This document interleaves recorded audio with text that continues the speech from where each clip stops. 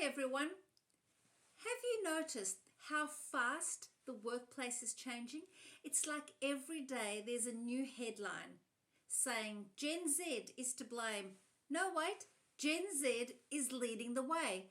And now we're in an era of conscious unbossing. Frankly, I didn't even know that was a word.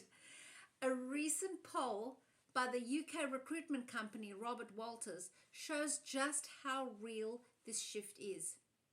Over half of Gen Z workers say that they're not interested in middle management. They'd rather focus on personal growth and skill building than take on those roles. And 69% of them think that middle management is just too high stress with too few rewards. For a lot of people, and especially women leaders, stepping up can feel really intimidating.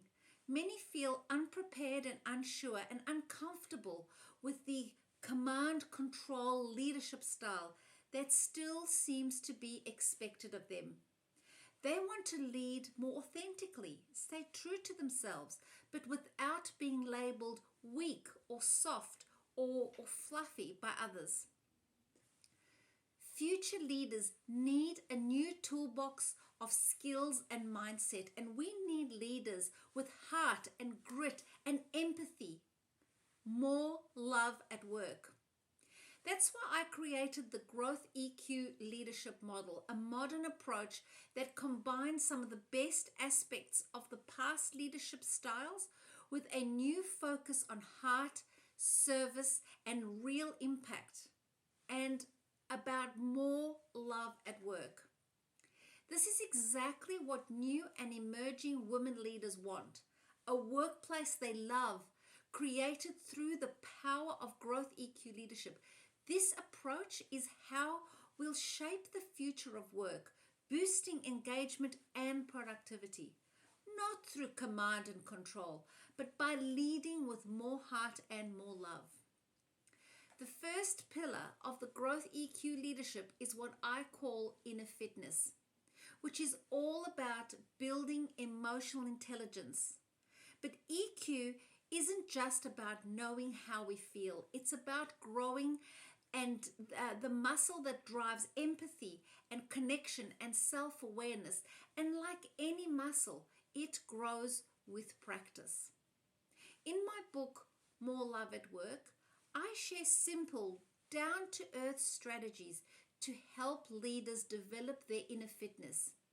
When leaders bring their true selves to work, they create real connections and are able to build the trust. This inspires the whole team to do the same and making people feel more valued and connected and ready to bring their best selves forward. Just like physical fitness, inner fitness is about building strength, but instead of muscles, it's about strengthening our mind and our emotions.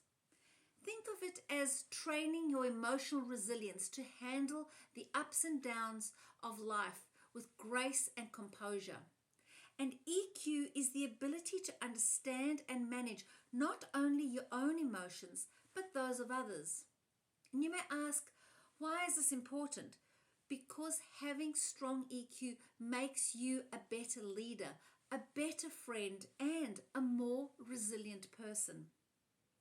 So what does inner fitness mean? Think of it in three parts: self-awareness, self-management, and social awareness. So firstly, we have self-awareness. This is where it all starts. Self-awareness means tuning into our emotions and recognizing our patterns. For example, when you feel stressed or frustrated, take a second to ask yourself, what am I feeling right now? What triggered this reaction? When you understand your emotions, you're in a much better place to handle them calmly and intentionally. The next is self-management. This is like the control center of your emotions. Instead of reacting impulsively, self-management helps us respond thoughtfully. One simple technique is just to pause and breathe deeply when you feel a strong emotion rising. A quick pause can help you shift from reaction to response, helping you to manage your feelings instead of being controlled by them. And finally, there's social awareness. This is where empathy comes in.